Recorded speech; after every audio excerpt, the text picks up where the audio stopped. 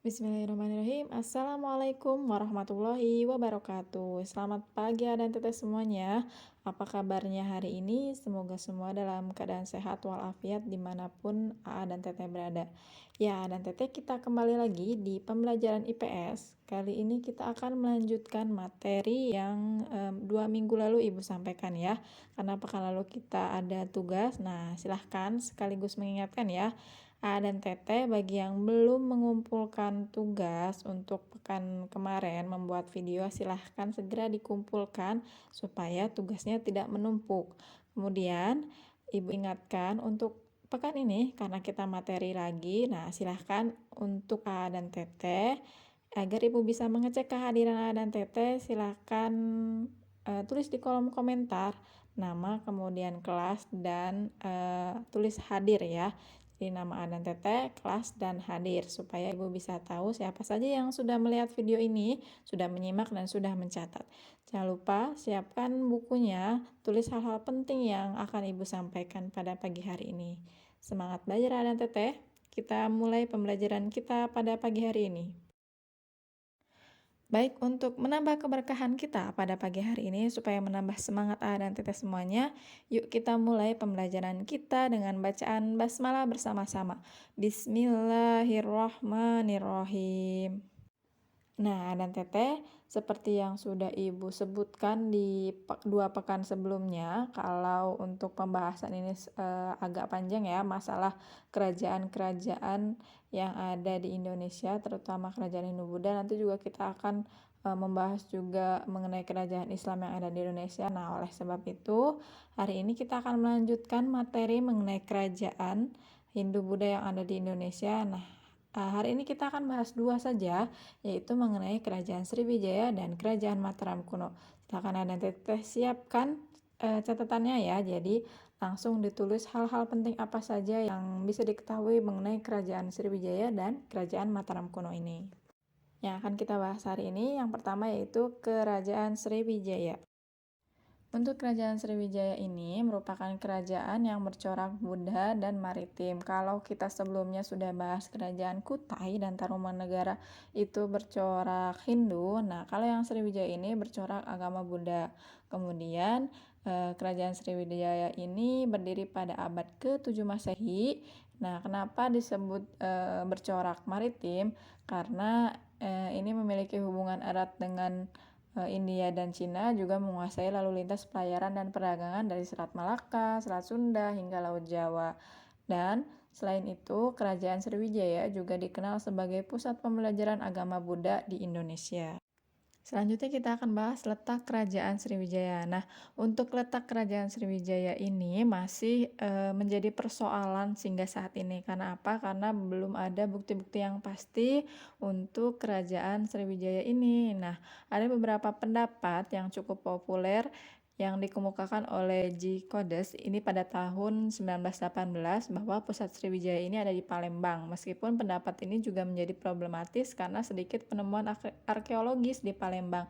Jadi jejak-jejak sejarahnya sedikit sekali untuk Kerajaan Sriwijaya yang ada di Palembang.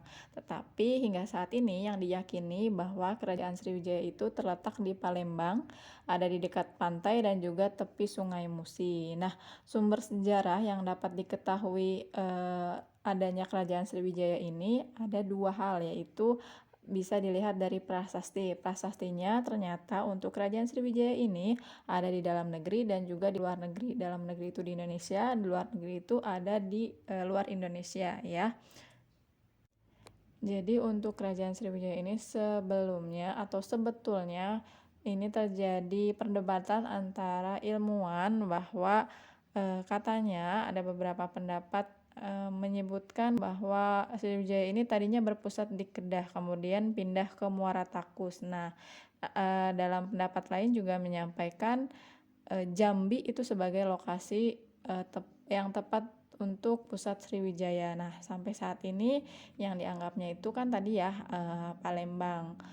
masih banyak perdebatan seperti Jambi, Kedah, Chaya, sampai ke Thailand Selatan pun itu dianggap sebagai pusat kerajaan Sriwijaya. Namun yang kita yakini sampai saat ini yang muncul di buku-buku sejarah, letak kerajaan Sriwijaya itu berpusat di Palembang. Nah, tadi untuk catatan sejarahnya sendiri bisa kita lihat untuk yang di dalam negeri itu ada Prasasti Kedukan Bukit, Talang Tuwo, Telaga Batu, Kota Kapur, Katang Brahi, Palas Pasema, dan juga Amogapasa. Nah, ini yang ada di dalam negeri. Untuk di luar negerinya sendiri, prasasti yang membuktikan bahwa adanya kerajaan Sriwijaya ini ada Prasasti Ligor, Nalanda, Kanton, Grahi, dan Chaya. Kemudian untuk letak kerajaan Sriwijaya ini terletak di persimpangan jalur perdagangan internasional, sehingga untuk mata pencahariannya sendiri rakyat Sriwijaya pada saat itu adalah petani atau berlayar ya. Jadi dengan adanya hal tersebut dapat memungkinkan bahwa kerajaan ini bisa berpindah-pindah dari satu tempat ke tempat lainnya, selain untuk mencari mata pencaharian juga untuk mencari kekuasaan. Kemudian untuk pendiri dan raja kerajaan Sriwijaya, kita mulai dari pendiri kerajaan Sriwijaya. Nah, untuk pendirian Sriwijaya ini juga masih bagian tersulit yang dapat dipecahkan oleh peneliti ya, karena sumber-sumbernya ini tidak ada struktur genealogis yang susun rapi antara Raja Sriwijaya. Namun ada beberapa prasasti yang menyebutkan, yaitu ada 2 di Prasasti Kedukan Bukit dan juga Talang Tuwo.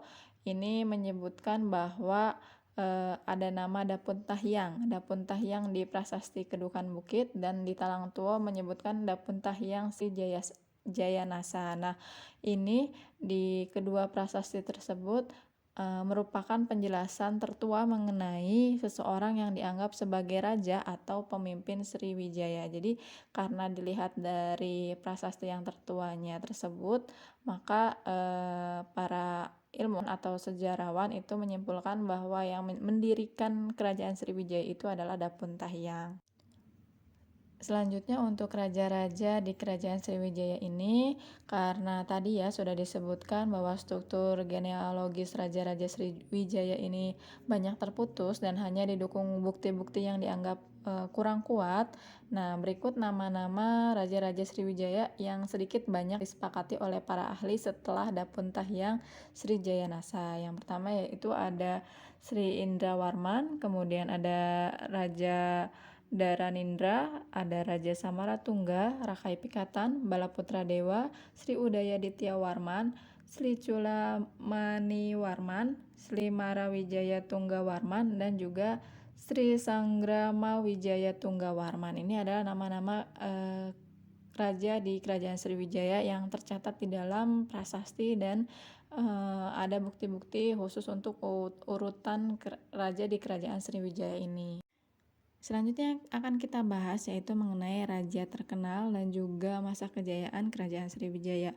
Untuk raja yang terkenal pada zaman kerajaan Sriwijaya ini adalah Balaputra Dewa. Nah, untuk masa kejayaannya pada masa Balaputra Dewa, ini kerajaan Sriwijaya dapat menguasai Malaka yang merupakan jalur utama perdagangan India dan Cina. Kemudian Balaputra Dewa juga menjalin hubungan baik dengan Raja Dewa Paladewa yang ada dari Benggala, India, dan mendukung pendidikan pendeta Buddhis di Nalanda. Nah, pada masa Balaputra Dewa ini, wilayah kekuasaan meluas ke sekitar Jawa bagian barat, kemudian sebagian Jawa bagian tengah, sebagian Kalimantan, dan juga Semenanjung Melayu. Selanjutnya pada abad 11, selain Jawa, ternyata kerajaan Sriwijaya ini dapat mempengaruhi atau dapat menguasai kekuasaannya, meluas kekuasaannya sampai ke Ceylon, kemudian Madagaskar, dan juga Thailand sebelah selatan. Nah, sehingga tadi ya, karena ada sumber-sumber prasasti yang ada di luar negeri, karena inilah yang menyebabkan tadi bukti-bukti sejarahnya juga sampai ke luar negeri. Nah, untuk di kerajaan pada zaman Sriwijaya ini, pendeta Buddha itu banyak belajar di kerajaan Sriwijaya. Jadi sebelum mereka ke India, itu dianjurkan dulu ke kerajaan Sriwijaya untuk belajar agama Buddhanya. Nah, ada pendeta Buddha yang terkenal seperti Aising, kemudian Sakyakirtu, Dharmaktri, dan juga Atisa. Ini adalah pendeta Buddha yang terkenal dan belajar di Kerajaan Sriwijaya. Untuk masa kemunduran, kalau tadi kita sudah bahas masa kejayaan, nah ini di masa kemunduran Kerajaan Sriwijaya itu terjadi pada abad ke-11, terjadi karena mendapatkan 3 kali serangan yang dilakukan oleh Raja Rajendra Chola dari Kerajaan Chola atau disebut dengan Chola Mandala, sehingga akhirnya melemahkan kekuasaan Kerajaan Sriwijaya ini yang ada di Selat Malaka. Nah, akibat terjadi peperangan antara tadi ya Kerajaan Chola, ini banyak kapal Sriwijaya hancur dan juga tenggelam, dan juga banyak daerah kekuasaan dari Kerajaan Sriwijaya ini akhirnya melepaskan diri. Kemudian pada tahun 1377 armada laut Majapahit juga menyerang Sriwijaya sehingga mengakhiri Kerajaan Sriwijaya. Ini untuk masa kemunduran Kerajaan Sriwijaya. Itu tadi untuk Kerajaan Sriwijaya. Yang akan kita bahas selanjutnya yaitu mengenai Kerajaan Mataram kuno.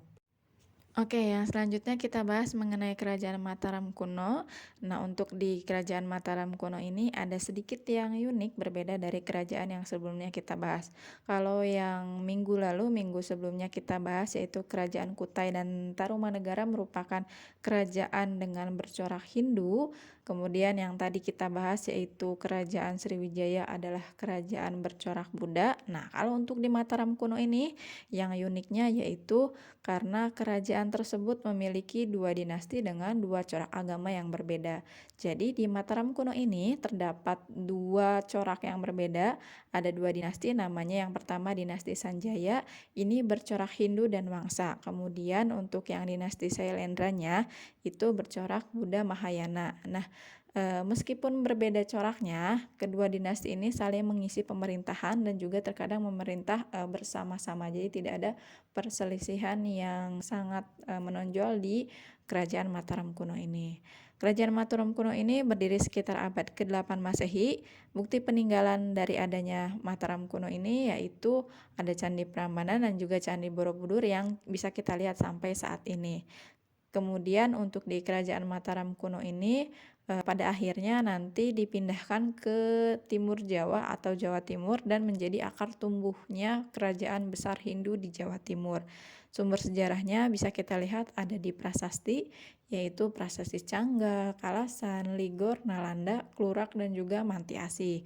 Ini adalah bukti-bukti sejarah. Jadi selain tadi ada bangunan candi Borobudur dan Candi Prambanan, nah ada juga buktinya, bukti lain yang tertulis di dalam prasasti. Itu prasastinya sudah Ibu sebutkan. Nah, kalau bisa dilihat tadi ada beberapa yang sama dengan prasasti yang ada di Kerajaan Sriwijaya. Ini masih ada sangkut pautnya dengan Kerajaan Sriwijaya. Letak dan pendiri Kerajaan Mataram kuno. Untuk letak Kerajaan Mataram kuno ini terletak di Jawa Tengah di sekitar kaki Gunung Merapi atau wilayahnya sekarang disebut dengan Kota Magelang. Nah, untuk Kerajaan Mataram kuno ini, tadinya wilayah ini merupakan bagian dari Bima Mataram, kemudian diberikan kepada salah satu putra Ratu Sima dari Kalingga. Ketika bumi Mataram dan bumi Sambara bersatu, ini Kerajaan Mataram kuno akhirnya didirikan. Jadi sedikit cerita untuk Kerajaan Kalingga ini. Kerajaan Kalingga ini berada di pantai utara Jawa, tepatnya di wilayah yang kini bernama Jepara, Jawa Tengah. Nah, pada saat itu ada yang memimpinnya yaitu Ratu Sima. Jadi Ratu Sima ini adalah pemimpin dari Kerajaan Kalingga, kemudian memiliki anak. Nah, jadi anaknya ini karena ada banyak ya, jadi ada yang menjadi raja di kerajaan lain dan juga salah satunya ya ini mendirikan Kerajaan Mataram kuno. Nah, pendiri kerajaannya yaitu adalah Sri Sanjaya dan merupakan generasi ketiga dari bumi Mataram yang mendeklarasikan Wangsa Sanjaya dan juga Kerajaan Mataram kuno, sehingga akhirnya dibuatlah Kerajaan Mataram kuno ini. Raja Kerajaan Mataram kuno. Nah, untuk Raja Kerajaan Mataram kuno ini dibagi menjadi 2 bagian, yaitu periode Jawa Tengah dan juga periode Jawa Timur. Untuk di Jawa Tengah itu sendiri terdapat 15 raja yang tercatat di Kerajaan Mataram kuno. Ada dimulai dari Sri Sanjaya, Rakai Panangkaran, Rakai Panunggalan, Rakai Warak, Rakai Garung, Rakai Pikatan, Rakai Kayuwangi, Sri Jaya Kirtivardhana, Rakai Panumwangan, Rakai Gurungwangi, Rakai Watu Humalang, Rakai Galuh, Rakirian Mahapati Daksotama, Rakai Layang, dan juga Rakai Sumba. Nah, setelah Rakai Sumba ini turun tahta, terjadi kekacauan di ibu kota Mataram akibat terjadinya letusan Gunung Merapi, sehingga akhirnya sebagai pengganti Empu Sindok, yaitu ini pejabat yang menjabat di Kerajaan Mataram pada saat itu ya. Empu Sindok ini memindahkan pusat kekuasaan Kerajaan Mataram kuno ke Jawa Timur dan mendirikan Wangsa Isana menggantikan Sailendra.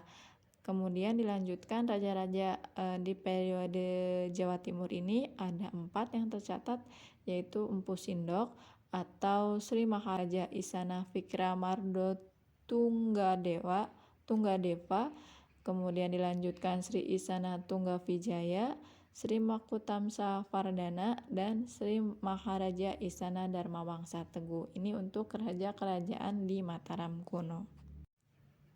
Kemudian untuk masa kejayaan di Kerajaan Mataram kuno ini, pada dasarnya Kerajaan Mataram kuno ini tidak memiliki raja atau masa tertentu yang menjadi masa kejayaannya. Masa-masa kekuasaan Mataram kuno ini jarang terlibat konflik di luar konflik internalnya dengan keturunan Sriwijaya. Jadi karena masih ada keturunan dengan Kerajaan Sriwijaya itu ada konflik internal ya. Jadi selain dari konflik internal ini, Kerajaan Mataram kuno itu tidak ada hal-hal yang lain atau konflik-konflik yang lain.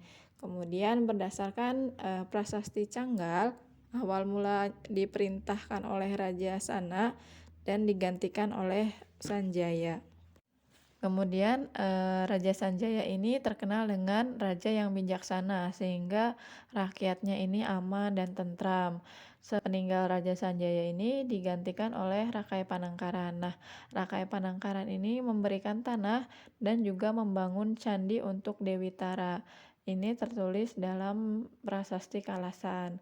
Setelah Rakai Panangkaran, Mataram kuno ini terpecah menjadi 2, satu dipimpin oleh keluarga Sanjaya yang menganut Hindu di daerah Jawa bagian selatan, satunya lagi oleh Sailendra yang menganut Buddha di Jawa bagian utara. Ini cerita masa kerajaan di Kerajaan Mataram kuno.